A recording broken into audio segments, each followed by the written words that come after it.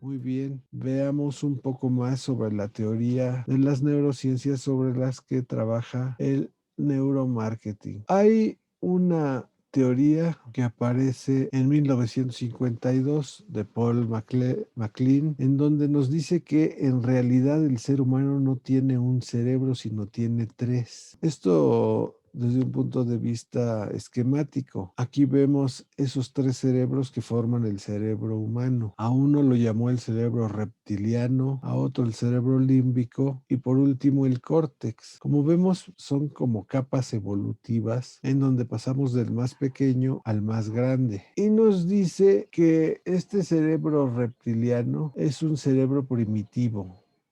Pasamos al sistema límbico, en donde hablamos de un sistema emocional, y al córtex, que en muchos casos lo vamos a encontrar en la literatura médica como neocórtex, que es el cerebro racional. En este cerebro racional se da justamente los procesos de razonamiento, es el cerebro funcional, es decir, lo que nos hace funcionar cada día, lógico, analítico y es el que procesa palabras. Es básicamente el que nos distingue como seres humanos a través del razonamiento, del análisis, de la lógica y del uso de palabras. Sin embargo, las emociones se dan de manera más profunda en el ser humano y se dan en el cerebro límbico, que es el cerebro emocional. Este cerebro intermedio, evolutivamente hablando, es el que maneja las emociones, las memorias, las sensaciones, es el kinestésico, es decir, el que regula el movimiento y procesa colores más que palabras. Si vemos, no es racional y por eso se le llama el cerebro emocional. Y por último, el cerebro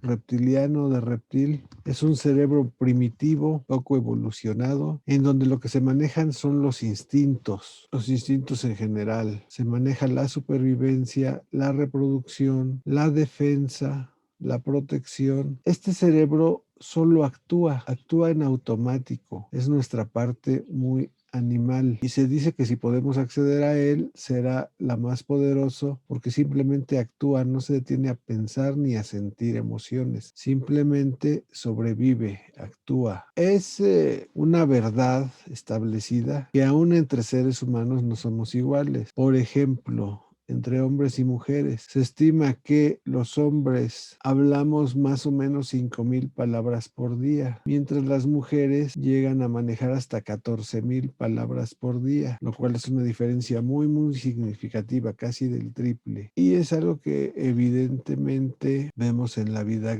diaria. Hay una tendencia a llevar más allá de los procesos de compra las neurociencias, hablando de negocios. Y se hacen algunas aseveraciones muy rotundas. Vamos a ver, la primera aseveración nos dice el consumidor miente. Y miente puede ser una palabra que suene muy fuerte. Simplemente podríamos decir el consumidor se equivoca. ¿Por qué? Porque no sabe lo que quiere o nos dice algo contrario a lo que verdaderamente quiere, solamente para quedar bien, tal vez como un instinto de defensa. Y no es fácil de explicar por qué miente. En primera, porque tiene una necesidad el ser humano de parecer inteligente, cuando la verdad es que el 85% de las decisiones se toman de manera subconsciente. Y el 95% de las decisiones de compra son subconscientes también. Aquí la conclusión es que nadie sabe realmente qué es lo que quiere.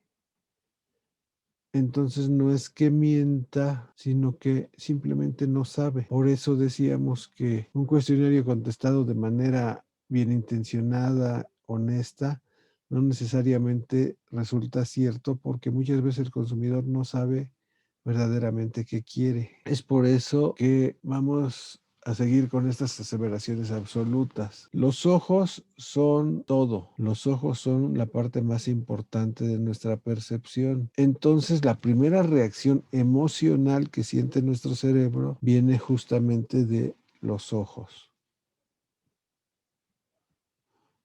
En milisegundos sabemos o nuestro cerebro sabe si algo nos gusta o no nos gusta. Los ojos se conectan con lo que ven de una manera emocional.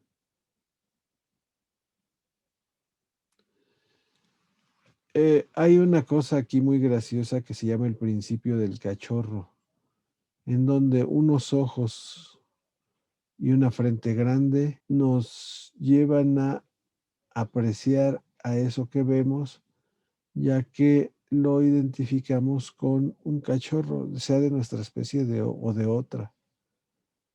Todos nos enternecemos cuando vemos un animalito siendo cachorrito, justamente por esos ojos grandes, esa frente amplia, y hace que que nuestras emociones sean placenteras. Sin embargo, hay un segundo principio muy interesante que se llama el misterio emocional, donde el misterio conecta el cerebro y eso le encanta. Las cosas que nos parecen misteriosas gustan al cerebro de manera natural, por lo tanto presta más atención y se generan más emociones. Normalmente, esta es una aseveración también importante, lo sencillo le gusta más al cerebro. Algo que pueda interpretar fácilmente o que pueda entender, si se puede, en una sola mirada. De aquí surge la frase, muy famosa en su época, de menos es más. Vamos a tratar de no complicarle la vida al cerebro, haciendo que nuestros productos parezcan cada vez más y más amigables. Esto es muy importante. Hay que procurar que el daño sea reversible. Neurológicamente, las emociones se activan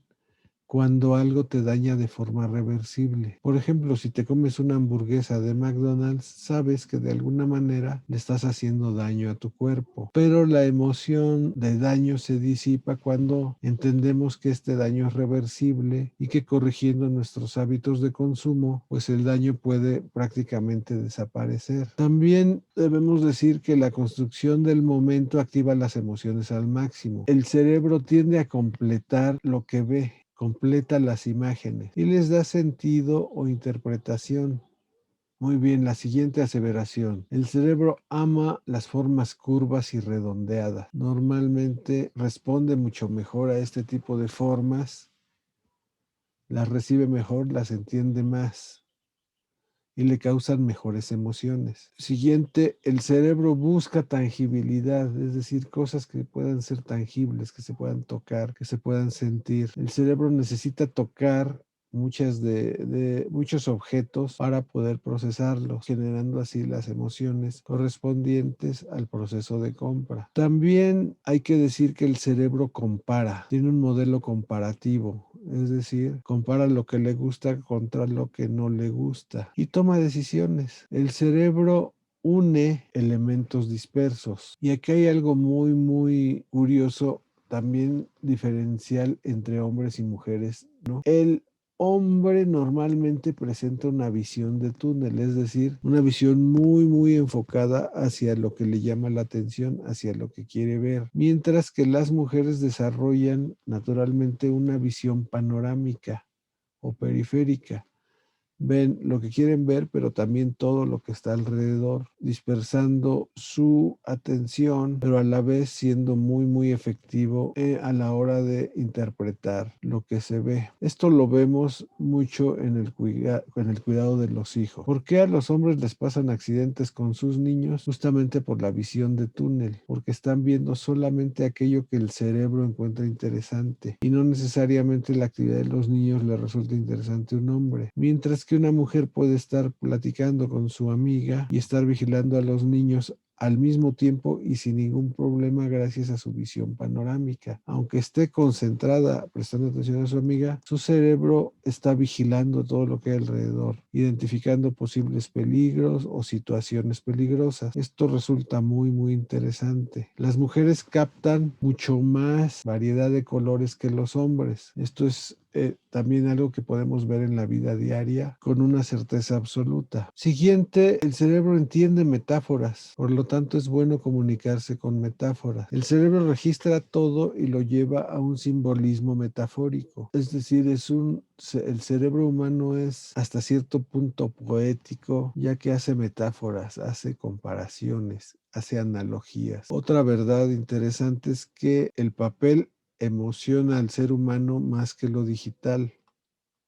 ¿Por qué? Porque el papel activa más sentidos, además de la vista, el olfato, el tacto, en ocasiones el gusto, por lo tanto gusta más al cerebro el papel, por ejemplo, ver las noticias en un periódico que verlas en una tableta digital o en una pantalla de una computadora. Siguiente, el cerebro agradece en gran medida el buen humor, le gustan las cosas graciosas. Entonces es mucho más receptivo a una sonrisa, por ejemplo. Dice las neurociencias que se retiene un 44% más de información si estamos relajados y de buen humor. El sistema límbico se vuelve receptivo y conecta mensajes. Es decir, se asocia el buen humor con el mensaje que queremos mandar. Una sonrisa. Entonces, vamos a ver ¿qué conclusiones podríamos sacar de todo esto alrededor del neuromarketing? Primero, las cosas no valen por lo que son, sino por lo que significan. Ahí es donde están envueltas las emociones. No aprecias, por ejemplo, alguna joya por su valor en gramos de metales preciosos, por ejemplo, por el valor de las piedras, sino por lo que significa, porque puede significar un compromiso, un cambio en tu vida, el recuerdo de alguien muy especial, etcétera. Por tanto, lo que debemos buscar es generarle valor a las cosas y a eso es a lo que llamamos innovación. Hacer que el cerebro experimente emociones. Recordemos que eso es lo que el cerebro almacena y por lo tanto al almacenarlo pues le da más valor, haciéndolo algo mucho más apetecible que algo que no tiene el mismo valor. No